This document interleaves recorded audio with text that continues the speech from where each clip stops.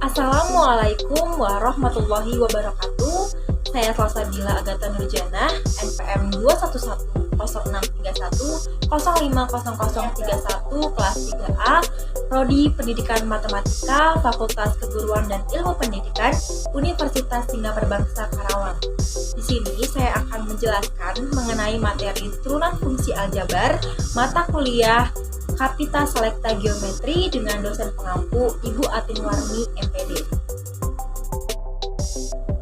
Pembahasan yang akan saya bahas pada video kali ini, yang pertama, konsep garis sekant dan garis tangen, yang kedua, turunan sebagai limit fungsi, yang ketiga, aturan turunan fungsi, dan yang keempat, aplikasi turunan. Untuk pembahasan yang pertama, yaitu konsep garis sekant dan garis tangen. Nah, di sini memuat definisi dari turunan. Turunan adalah pengukuran di mana hasil dari fungsi akan berubah sesuai dengan variabel yang akan kita masukkan, atau secara umum, turunan menunjukkan bagaimana suatu besaran berubah akibat besaran lainnya. Nah, kita sering sebutkan bahwa proses dalam menemukan turunan ini disebut dengan diferensiasi. Bisa teman-teman lihat di dalam video ini terdapat sebuah kurva Y sama dengan Fx, di mana di dalamnya itu terdapat macam-macam garis. Di sini terdapat 3 garis, yaitu garis sekant atau tali busur, garis singgung, dan garis normal. Kita akan membahasnya satu-satu. Garis sekant atau tali busur adalah garis yang melalui 2 titik pada kurva dan memotong kurva tersebut. Nah, di sini terdapat titik Q dan titik P. Di mana kalau kita menarik garis titik Q dan titik P, maka itu akan muncul sebuah garis sekant atau tali busur. Yang kedua yaitu garis tangen atau garis singgung. Apabila kita menarik garis dari titik P, maka akan menghasilkan garis sekant atau tali busur. Dan yang ketiga yaitu garis normal, di mana garis yang selalu tegak lurus dengan garis singgung. Untuk pembahasan yang kedua yaitu turunan sebagai limit fungsi. Nah, di sini saya mempunyai sebuah kurva Y sama dengan Fx. Di sini saya juga akan membuat garis singgung. Nah, kita akan menggunakan bantuan garis sekant untuk membuat garis singgung tersebut. Di mana di dalam kurva tersebut memiliki titik A sama dengan X, Fx karena Y sama dengan Fx, dan titik B sama dengan X plus H, Fx plus H karena besar jarak antara titik A ke titik B itu sebesar H. Nah, untuk membuat garis gradien, kita menggunakan rumus gradien, yaitu M sama dengan delta Y per delta X sama dengan Y2 min Y1 per X2 min X1. Maka gradien MAB sama dengan F buka kurung X plus H dikurang Fx per X plus H min X.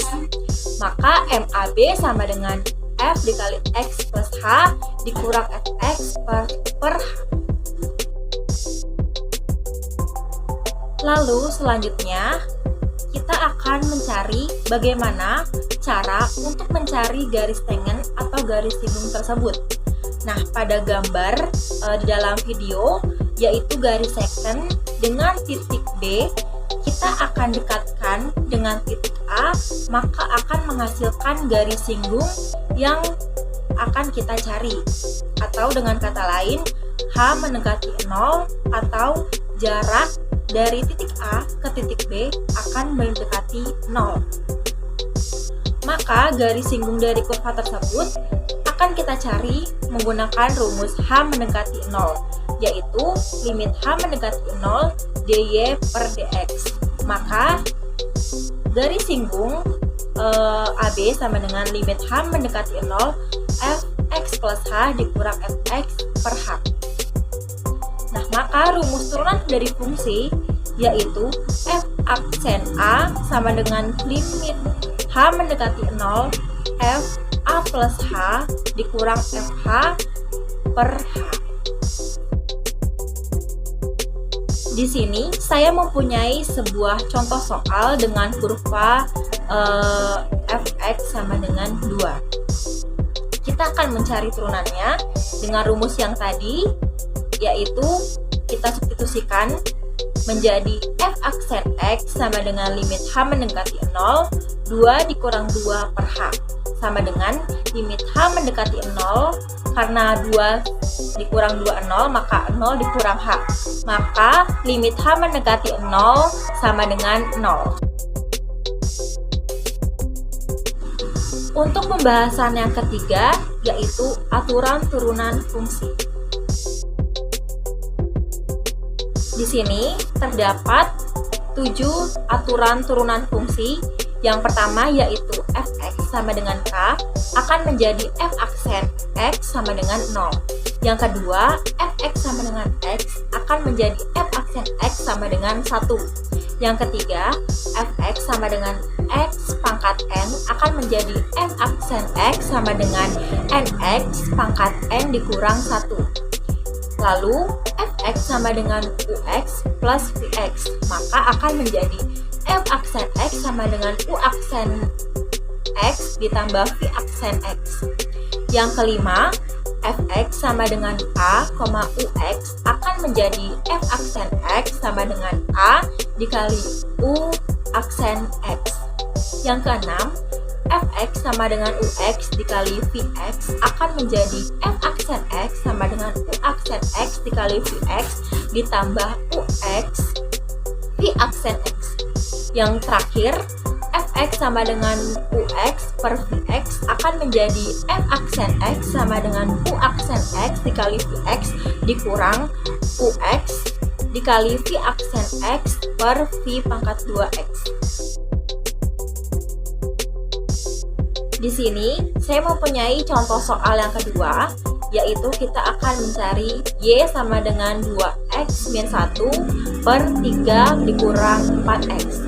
Untuk penyelesaiannya, kita ketahui u sama dengan 2x min 1 dengan u aksennya yaitu 2. Lalu v sama dengan 3 dikurang 4x, maka v aksennya itu adalah negatif 4. Langsung saja kita ke rumus tadi, yaitu y aksen sama dengan u dikali v dikurang u v aksen per v kuadrat. Maka y aksen sama dengan, kita substitusikan nilai-nilai tersebut, 2 dikali 3 dikurang 4x dikurang 2x min 1 dikali negatif 4 per 2 dikurang 2x dikuadratkan. Maka y aksen sama dengan 6 dikurang 8x ditambah 8x dikurang 4 per 3 dikurang 4x dikuadratkan. Lalu kita habiskan menjadi y aksen sama dengan 2 per 3 dikurang 4x dikuadratkan.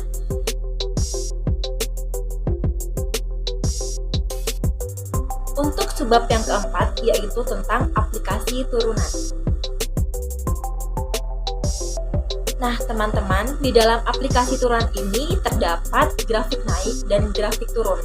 Kita lihat pada gambar di video, yang bagian atas itu merupakan grafik naik dengan garis lurus itu disebut grafik naik, yang melengkung itu disebut grafik naik monoton.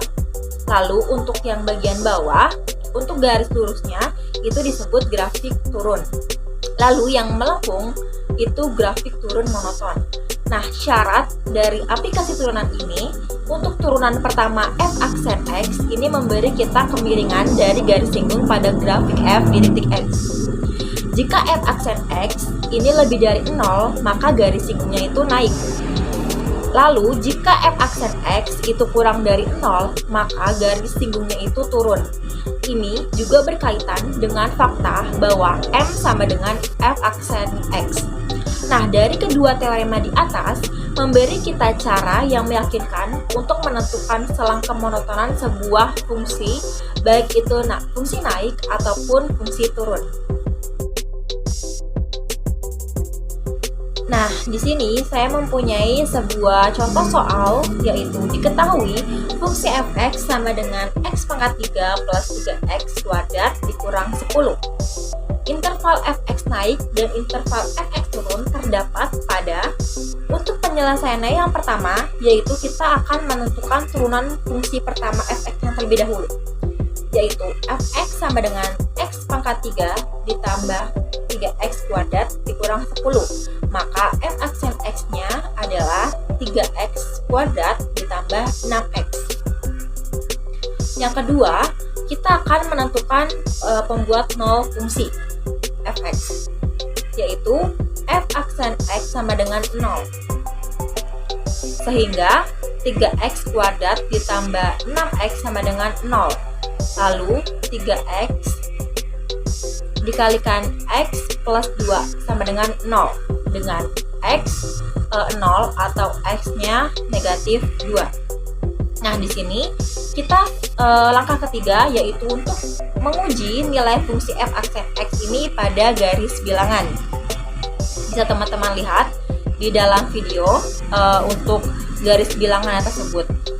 Sehingga kita bisa dapat simpulkan interval naik pada interval x kurang negatif 2 atau x lebih dari 0, dan turun pada interval negatif 2 kurang dari x dan kurang dari 0.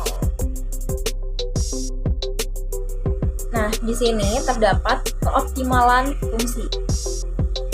Kita lihat pada gambar A.